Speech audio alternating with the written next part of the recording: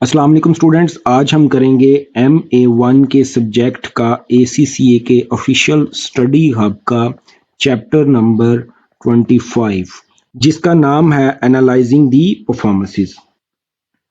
Question number 1 वो हमें कहता है what are the efficiency and capacity ratios for the period. दो चीजें फाइंड करनी है, efficiency ratio and capacity ratio. So efficiency ratio का फॉर्मूला है स्टैंडर्ड और expected hour divided by actual hour multiplied by 100। Capacity ratio का formula होता है actual hour divided bye budgeted hours into 100। तो अब हमारे पास फॉर्मूलाज आ चुके हैं। अब हम सिनेरियो को देख लेते हैं। कहता है the budget for a call centre expects workers to work a total of 2400 hours. जो बजट उन्होंने बनाया था 24 आवर्स, और बेसिकली ये बजट बनाया था, उन्होंने कह दिया कि ये क्या था, बजट है। And for which workers to answer 10 customer inquiries per hour. Standard क्या है, 10 कस्टमर इंक्वायरी पर आवर। तो बेटा स्टैंडर्ड फॉर 1 यूनिट होता है, तो स्टैंडर्ड क्या है कि 10 उन्होंने इंक्वायरीज फुलफिल करनी है पर आवर की। तो ये हम देख लेंगे आगे जाके सिनेरियो में। तीसरा कहता है 23 आवर्स वर एक्चुअली वर्कड। कितना उन्होंने काम किया, जो एक्चुअल काम किया है वो बेटा किया है 2300 आवर्स। अब वो कहता है and 25,000 customer inquiries were answered. 25,000 inquiries को आंसर किया गया। सो बेसिकली ये स्टैंडर्ड निकालने के लिए है कि अगर 25,000 कस्टमर की इंक्वायरीज को आंसर किया गया है तो 1 घंटे में कितनी इंक्वायरीज फुलफिल करनी थी उन्होंने, 10 पर, और कितनी इंक्वायरीज करनी थी, 10, और 25,000 कस्टमर की इंक्वायरीज को उन्होंने फैसिलिटेट किया। सो बेसिकली उन्होंने कितने घंटे काम किया होगा कि अगर हम 25,000 इंक्वायरीज को 10 के ऊपर डिवाइड कर दें तो ये आपका आंसर आएगा 2500 आवर्स। इतने घंटे उन्होंने एक्चुअली स्टैंडर्ड के मुताबिक काम करना था। अब बेटा एफिशिएंसी रेशियो हम सबसे पहले निकाल लेते हैं। तो इसका फॉर्मूला क्या है, स्टैंडर्ड और एक्सपेक्टेड, इसको डिवाइड हम करेंगे एक्चुअल आवर्स के ऊपर और मल्टीप्लाई करेंगे 100 से। तो इसका जो स्टैंडर्ड या एक्सपेक्टेड है ये तो हम निकाल चुके हैं, ये तो 2500, ये देखिए भाई इधर से हमने निकाल लिया, तो ये तो 2500 ऊपर आ जाएगा। एंड एक्चुअल जो है वो क्वेश्चन में गिवन है सिनेरियो में, ये तो ये 2300 नीचे आ जाएगा और मल्टीप्लाइड बाय हम कर लेंगे इसको 100 से। तो ये हमारे पास आंसर आ जाएगा 109%। अब हम दूसरा निकाल लेते हैं जी, कैपेसिटी रेशियो। तो कैपेसिटी रेशियो का क्या फॉर्मूला होता है, actual hours divided by budgeted hours. तो बेटा ये सीधा सीधा हमें एक्चुअल आवर्स गिवन है 2300 और जो बजटेड आवर्स है वो भी हमें गिवन है 2400। इनको मल्टीप्लाइड बाय 100 करेंगे तो हमारा ये आंसर आ जाएगा 96%।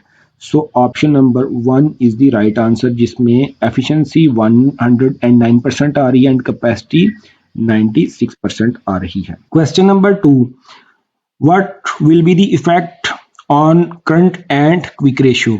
ऊपर गिवन सिनेरियो होगा, उसमें कोई हालातों वाकयात में तब्दीली के बाद जो करंट रेशियो है और दूसरी जो क्विक रेशियो या एसेट टेस्ट रेशियो है, इस दोनों में क्या फर्क आएगा। तो सिनेरियो को देख लेते हैं। A firm with the current assets of 40 million, उसके करंट एसेट्स कितने हैं, अभी जो एग्जिस्टिंग सिनेरियो है उसमें 40 मिलियन के, हम डाटा साथ साथ लिखते जाते हैं ताकि हमें चीजें क्लियर हों। And current liabilities of $20 million, and current जो लायबिलिटीज हैं वो है हमारी 20 मिलियन की। ये कंपनी का जी एग्जिस्टिंग सिनेरियो है। अब देखते हैं कि वो इसमें तब्दीली क्या चाहती है, न्यू सिनेरियो वो क्या क्रिएट करना चाह रही है। Buys $5 million of inventory on credit which increases its inventory level to $10 million।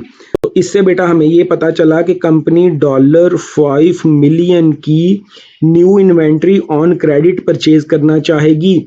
तो new inventory on credit purchase करेगी तो इससे क्या होगा, हमारे करंट एसेट्स जो हैं वो इंक्रीज कर जाएंगे। 40 मिलियन प्लस 5 मिलियन टोटल हो जाएंगे 45 मिलियन के।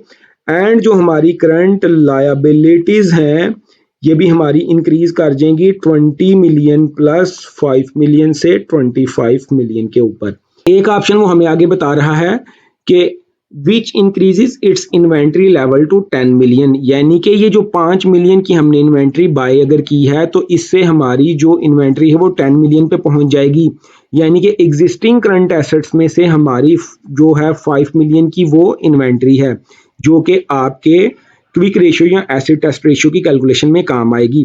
तो अभी हम देख लेते हैं, सबसे पहले हम कैलकुलेट कर लेते हैं एग्जिस्टिंग में करंट रेशियो क्या है और न्यू में करंट रेशियो पे क्या फर्क आएगा। करंट रेशियो का फॉर्मूला क्या होता है, current assets divided by current liabilities. तो करंट एसेट्स हमारे एग्जिस्टिंग कितने थे जी 40 मिलियन के, और करंट लायबिलिटीज कितनी थी 20 मिलियन की। तो ये हमारी एग्जिस्टिंग करंट रेशियो तो आ रही थी 2 की। तो अब न्यू सिनेरियो में हमारी करंट रेशियो पे क्या फर्क आएगा, तो न्यू करंट रेशियो कैलकुलेट करने के लिए दोबारा हमें वही करंट एसेट्स और करंट लायबिलिटीज को, तो न्यू में हमारे करंट एसेट्स जो हैं वो 45 मिलियन के हैं एंड जो लायबिलिटीज हैं वो 25 मिलियन की हैं। तो 45 डिवाइडेड बाय 25 जब हम करेंगे तो हमारा आंसर आएगा जी 1.8 का। सो जो करंट रेशियो है वो 2 से डिक्रीज होके 1.8 पर आ जाएगी। सो बेसिकली जो करंट रेशियो है वो डिक्रीज हो रही है 10% से। अच्छा जी, अब हम कैलकुलेट कर लेते हैं जी क्विक रेशियो को, और क्विक रेशियो का फॉर्मूला आपको पता है कि वो होता है current assets minus inventory divided by current liabilities.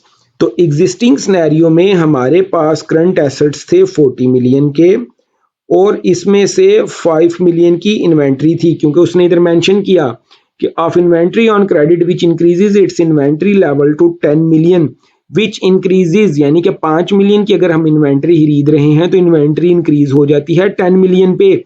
तो इसका मतलब है पहले हमारे पास इन्वेंट्री कितनी पड़ी हुई थी 5 मिलियन की।